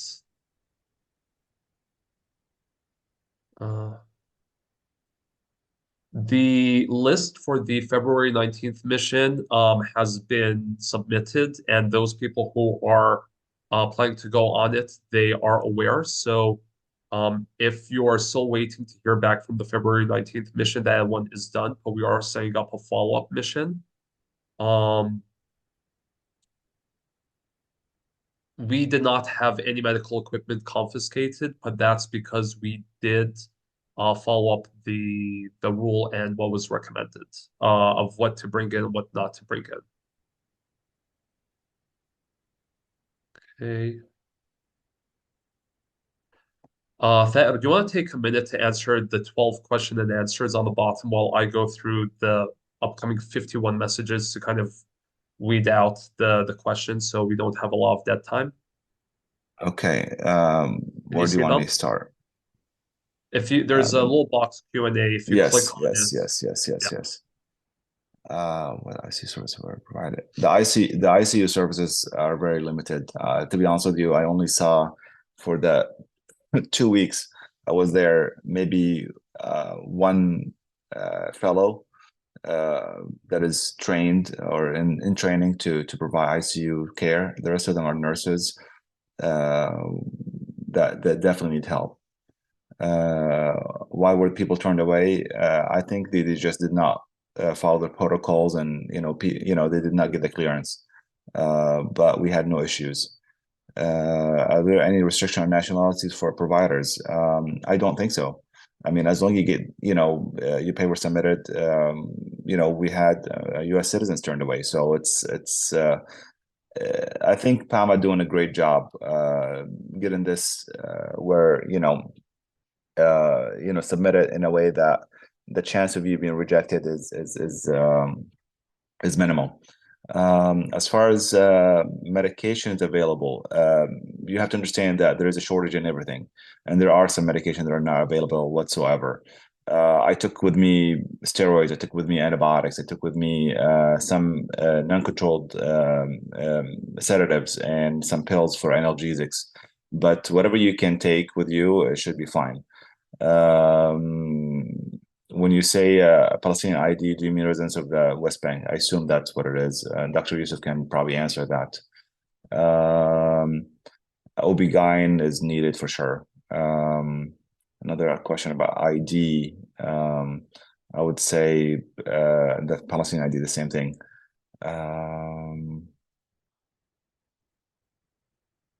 Okay. How many luggage are allowed? I think if going forward, I think we can ask for more about that. Dr. Yusuf can definitely answer that question, but I would recommend, again, your personal items can go in a carry-on and a backpack. And for checked-in luggages, the large luggages, I think the limit is 50 pounds or 23 kilos. Try next time if I go, I'm going to take 6, which is the limit that airlines can allow. Another question about Palestinian ID. I think, inshallah, should not be a problem. Dr. Yusuf went through with no issues. Yeah, if I'm not mistaken, I think the main point is that exit might not be guaranteed if you have a Palestinian ID, right, Yusuf? I mean, they say that. I mean, we notify, the WHO in advance. I think as long as you have other nationality and you let you in, inshallah, that should not be an issue. But I mean, I always say that just with the precaution, because that's what the WHO say. But definitely, if you get in, we will not get you trapped there. We communicate, we maybe with a certain destination that will facilitate that. Just to answer up, I don't know the question about how many luggage. When it comes to enter Gaza, there is no limit to how many luggage or suitcase you can have. Honestly, initially when I went in, I was not sure what will be the situation, because the WHO, they said you might need to carry on your stuff. But when we got to the Rafah border from the Egyptian side, there were like people who work there, so that should not be an issue at all. Yeah. Funny story about that. So I took 3 bags with me, and the whole time before I left, I was trying to see if there was a way for me to physically balance the 3 bags to carry them. But as they mentioned, there were people who with trolleys who you just pay a little bit of money to, and they carry the bags for you and all that good stuff. So absolutely very easy. You can carry up to 6. There shouldn't be an issue. The last question was, is it possible to get some equipment from Egypt? I would say the easiest is to get it from home, wherever home is. That will be the easiest. Will be difficult to get it through Egypt. You need somebody there on the ground. Also, you need somebody to assure quality. And you're paying for it. Might as well just get them from home. Yeah. So I went through the rest of the questions were. I signed up previously. Do I need to sign up again? No, we do have your name. It's just our group. As we mentioned, we do about 10 at a time. It goes out every 2 to 3 weeks. And as Dr. Yusuf said, we got approximately 1,400 who signed up. So you keep yours up there. It's perfectly fine. Can you stay longer? There's a very good point Yusuf made at one point for us, where as much as you want to stay and you'd like to stay longer, there's also benefit in stepping out for a little bit, refreshing kind of refreshing your overall energy, and then going back in again, at which point you could be a lot more useful. And I don't know, what do other people think about that, about staying longer? We all wanted to, but I think there's value to stepping out for a minute. I mean, part of you stays in Gaza and probably don't want to leave, but also for the mental health of you and your family, I think stepping out for a little bit and coming back and allowing other people to help too. There are other specialties they want to come in and help and participate in this and be part of it. So I think the door is going to be open for for you to come and multiple times. So that's what I plan to do. But your family needs you too, and because especially this time when there's a war still going, it's very taxing on their feelings and their emotions. Yeah. The other question was, what courses would you recommend we take before coming? I mean, obviously it goes without saying, ACLS, ATLS, these are all great courses, but more so courses that I think relate to your specialty, how you can best kind of be able to help. Of course, when I say ACLS, ATLS, I think from a surgical standpoint. I don't know, I think Dr. Dr. Naji. I think the best course you are taking right now. That's also basic wound care. Understand? Just do a little crash course, whatever. Basic wound care. You'll be amazed. I mean, we had a transplant surgeon that came from Miami that had really not much work for him to be done, but he was was a great guy that he rounded on the floors and did wound care. So being able to do wound care would do a lot, and there are a lot of missed injuries that they pass out and they get infected with before anybody notices them. So I think that's a must, I would say. Yeah, and I think honestly, you make a very good point with that transplant surgeon. He's a highly respectable and reputable transplant surgeon. And he came and essentially saw the situation and was like, how can I help here? And he was like, he saw a major deficiency in the wound care. So he took it upon himself. And, he, along with another doctor and Rana, they made this wound care team, which was just phenomenal. I mean, the massive impact they had. I think per day they were taking off about a third of the plastic surgery OR list, which was massive, right? They were taking a third of the OR patients and managing them on the floor. And that's just a great example of, finding what you can do. There's a question about, should we notify the U.S. Department of State that we are traveling? I think you can. There's nothing that's going to hurt. You can tell them you're traveling, you're going. I don't think it's going to be beneficial. I don't really see what they could potentially do, other than maybe recommend you don't go. They'll tell you this is a red zone. You shouldn't go there. But yeah, I mean, that would potentially be something to do. I did that for the team just before we left, a few days before we left Gaza. I have your name with a person, and we send this like notification that we are there, we are leaving soon. So I don't think that's a bad idea. All right. Those were the questions. There was a specific question about a pediatric surgeon called Hisham Dalloul. Is anyone familiar with Dr. Dalloul? I know Dr. Dalloul from previous missions. I have not met him in Al Arabian Hospital. He's the pediatric surgeon chairman there. I don't think I ran into him during that time. What was the question about him? Just if we've heard from him or seen him. Let me see if I can scroll back and find it. It was just kind of asking. I mean, I can try to connect with him. I have his information. I think it's just what's the status of him and his team. It's all right. We have two hands raised. The first one is Ali Dabbous. I'm gonna open up your mic if you'd like to unmute yourself and ask your question.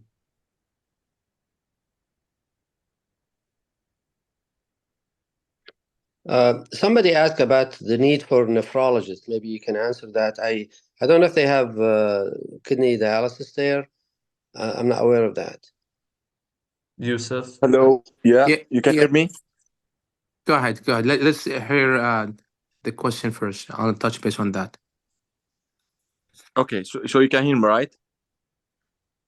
Okay, so we just received the email about the next missions, February 19, and I'm not sure whether we get selected or not yet, because in our hospitals, like I'm transplant oncology surgeon at KSCC Jordan. And we need to arrange our schedule at the OR.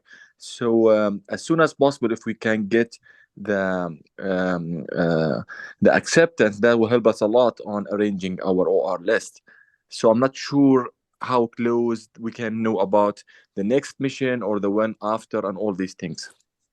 So you're talking about February 19? Yes. Yeah, if your name is not there, we already selected those and we submitted. So we'll try to do at least 2 to 3 weeks advance notice about any mission. If you can share with Dr. Rasul or with us your availability down the road, we can look into what mission will suit you. But for February 19, it's already finalized. So yeah. I just want to give a little bit of a background why the short notice and apologize for it. I think both my presence and Yusuf's presence inside of Gaza and exiting while arranging this mission so close, there was just, such a small window in there to be able to arrange that. So the February 19th mission kind of happened, like it had to happen ASAP. But future missions, there will be head notice, as Dr. Yusuf said. Dr. Dabous, does that answer your question? Yeah, that's clear. But should we apply again, or our name will be there for the next missions? Your name will be there.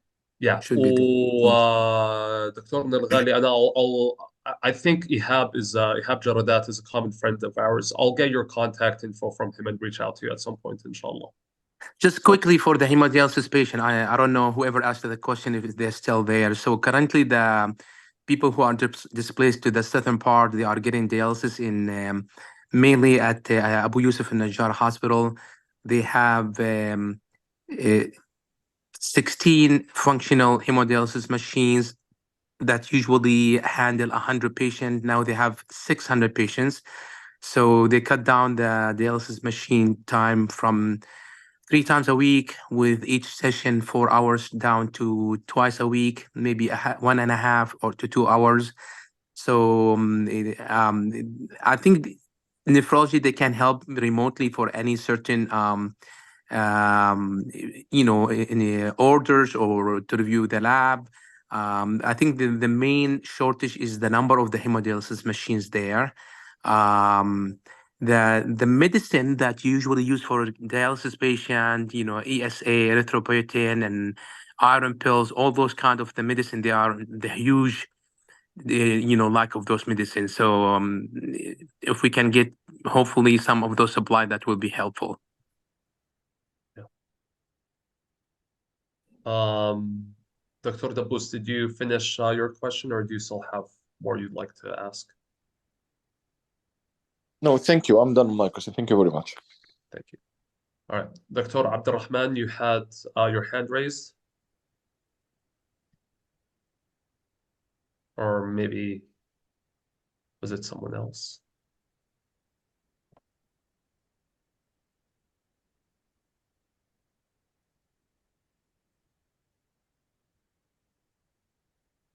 Okay. Is there, okay, Dr. Amran.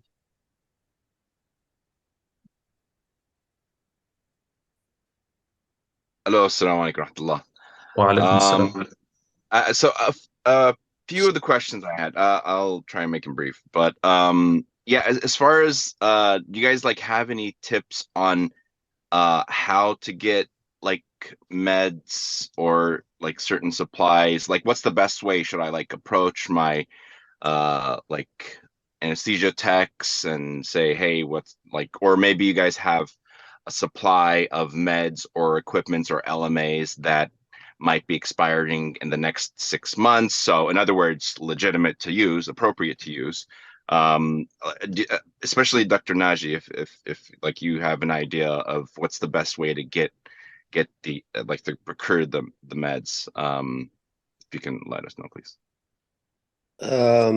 Yeah, actually, the Dr. Sair, he sent me a lot of lidocaine, bupivacaine. I don't know how he got them, but if you have access to get them from the US, nobody really look at the expiration date. And I think, and I believe even if the medicine expires within a year, they're fine. It's okay to use. You can, like they say, you can buy it in Egypt, but I don't know how many days you're gonna stay in Egypt to acquire that. If anybody else know how to answer that, also would be great. So I'll tell you. I'm not sure who asked that question. Are you based in the U.S. or? So In the US. In the U.S. So I'll tell you. Talk to your. I work in a level 1, 3 level 1s actually, and I have a good relationship with the OR staff. I have a good relationship with anesthesia. So when it comes to things that expired, they get rid of them. They're willing to give them away. But I don't bring expired medications. I bought my own medications because I have a center that I can order them through my account. As far as like expired supplies that are, whether they're plastic or they are, tubes, whether they are LMAs, I think they're safe. They're plastic. They're not going to expire. They're for external use. They're clean. So talk to whoever that you work with, the medical reps. I have a good relation with medical reps, and sometimes you just have to ask for favors and return the favors. This is one of the ways to do it. Medication wise, I had to buy them. And if there's anything that you guys need to, and you guys cannot buy because of you don't have the accounts, text me, email me, and I can order them for you. They do have plenty of like anesthesia drugs, ketamine, sodium pentothal, muscle relaxant, tricurium, and they do have also lidocaine, bupivacaine. But like Dr. Taher said, if you can bring with you some more, that would be great. They can use them. Somebody asked about the ultrasound machine. I think I answered. For nerve block, they do have a machine. I did not use it myself. The other anesthesiologist used it, and he was happy with it.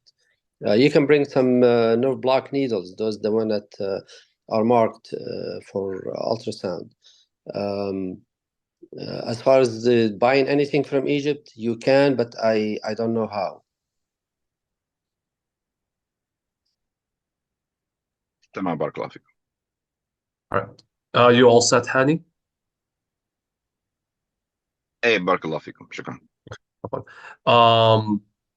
Dr. Husni, you had your hand raised? Yes, thank you. I just want to ask for doctors based in Egypt, how they can volunteer, and when would be the nearest opportunity to enter Gaza under the umbrella of PAMA? So I posted our registration link on the group if you'd like to fill that out. And then in terms of nearest opportunity, we just kind of look at each mission and we see what specialties are needed, the ones being requested the most, and we fill based on that. Yusuf? No, Please. exactly as we said before. If you submitted your name, we have it. We will look at the needed specialties, and then we have a selection committee who goes over the name, over the needs, and then take it from there. And I know everyone would like to go. We try our best, and you are going under the umbrella of PAMA. That's what we are doing now. It's just the channel that the Israeli allowed is through the WHO. Again, we don't know how long that will last. As long as it is going on, we will use it, and we will keep looking for other channels. But it looks like it's gonna be going through Egypt for a good time. Any mission not from the West Bank or other area. That's it. Yeah. Thank you. Would you please post the registration link again in the chat room here? Yeah, we posted both of them, the PAMA link and the JAPA link. They're both available in the webinar chat. Okay, thank you a lot. My pleasure. All right. Any other questions? Can I answer this one question earlier about someone who asked about the vegetarian food and stuff? My recommendation, if you very specific, you can buy, and I did, you can buy from any sports store like ERI. They do have for camping those dried food in sealed plastic. You just pour hot water in them, and it's a full meal. So you don't have to eat other food while you're there, or energy bar. But they do provide, if you're a surgeon in the operating room, every day, mostly rice. I didn't see other recipes, But I think the best thing and safest thing, if you really want to be careful, those dried food prepared for people who go camping. Yeah, somebody asked about money, Egyptians or local money or the US dollars. Don't exchange a lot of Egyptian money. The group will provide the entry fees. Other than that, you don't need to exchange, right? Or I'm wrong, Yusuf? Yes, you are completely right. You don't have to worry about that. Not to change, you do a lot of exchange. So, again, you're gonna stay probably in Egypt the night before, and then we'll be taken off to Gaza. The fees is minimal, and Pama will be taking care of that. And if you again during there, if you need any help, you need anything you need to buy, and just reach out to the team leader, and they will help with that, or to me, anyone. Dr. Ali? Sorry, Rasul, I have a comment. Just like an advice from the other teams. I saw them, they bought like a medical equipment from Egypt, and they think it's much, much cheaper than to take it from Jordan. So, like Ligashore, as you said, like whatever Ethicon stuff. So, they have many of them. They bought from Egypt. So, what you need to have is like 2 days before to go to Gaza, you can reach Cairo. And if anyone from the next trip would like to, I can link them to that guy. They can help on, like, you just need to bring the money, and then they can have all this equipment from Egypt. As at least from Jordan, it's just much, much cheaper than to buy them from Jordan and then take them with you to Cairo and then take them to Gaza. So you can take them from Cairo itself. It's cheaper. So it's just like a suggestion for the rest of the team. Yeah, no, thank you. I mean, that's actually very, very helpful. Um, I was the only person that brought the equipment from Jordan. But I'm gonna reach out to you after this and see about this contact person in Egypt and see if we can, take that and make it work. Thank you very much. And on that note, we do see in the comments a lot of you have said very nice things. We skipped over them just to be able to get to the questions. But I think I speak on behalf of everyone when I say, thank you very much. These kind words really resonate a lot with us. And, in a lot of the difficult times, it was the nice words like these which really helped us with a lot of the difficult things we were seeing. So just because I skipped over them, doesn't mean they're not important. They're the most important thing that I've been reading over here. So thank you all very much for that.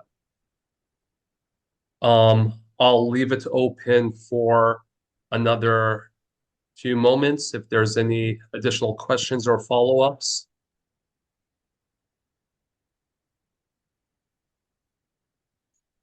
All right. I'd like to open it up to the panel.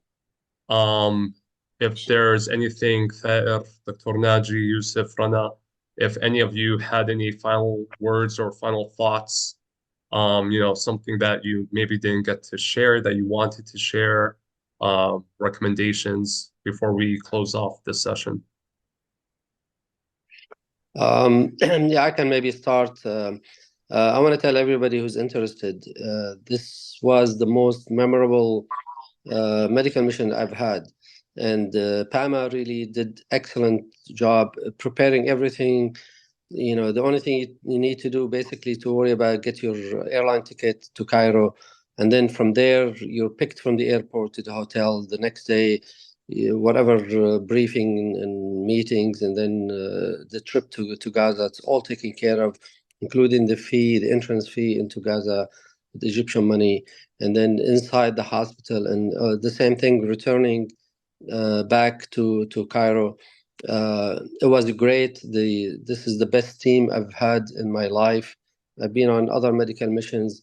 This was the best. And don't be afraid of. I know it's a war zone, but inshallah, Allah will take care of you. Inside the hospital should be. Hopefully, you'll be safe. And wish you luck. I'd like to hear Thayer.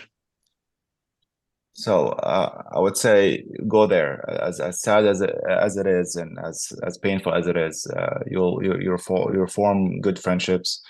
You will have tranquility. You'll have good time. Ironically, you'll have a very, very, very peaceful time. At least that's what I felt, and that's what the rest of the team felt. You're there to check on your family, to make sure they're well. They feel abandoned. So more than the physical wounds that you're gonna heal, you're gonna try to heal their emotions, and you're trying to gonna heal the inside wounds that we don't see. Best of luck, and may Allah reward you all. Rana's still there? Yeah, I'm here. No, go ahead. I highly recommend for all the medical professions to go to Gaza because I did peace in my trip. I repeatedly told my family that I felt like I went to Umrah. It really had the same feeling, equal feeling to as if I was in Umrah. The peace that I had there, and I honestly never felt as if I was safe. This was like the safest place I've ever been. Ironically enough, it's a war zone, but I felt like I was in a safe place. It was very peaceful. I was very grateful that I assisted people with their also like emotional support. I'm very grateful. And like I say over and over, I would do it again and again. And I encourage all the medical providers to go because you are in need. If I may say something, Rasul, I'll let you to say the final word. I know how many questions running through your mind, the audience now. You feel stressed out. What's gonna happen? How was the process? But wallahi, inshallah, if it meant for you to be there, it will be very easy. Allah will make it very easy. And I've been there. I know what you are thinking, what's running in your through your mind. But it will be very easy, inshallah, and you will remember what I said. I said beside the most 14 memorable days in my life, what being in Gaza, being able to help, I think Allah made it easy for me, and I'm very grateful for that. I'm really honored that I met Dr. Naji, Dr. Rasul, Dr. Defalda Rana. I really honored that I got to know you in person. So you are part of my Gaza now. So thank you so much for all you have done. Thank you. No, thank you, Doctor. Yeah, I mean, I would say everything again. Going into this, I knew I needed to go more than just wanted to go. And you go in, as Yusuf said, you have 100 questions in your head and your thoughts are racing. But the moment you step in, زي السكنة بتنزل عليكم. And the moment my foot actually crossed the border, I felt peace.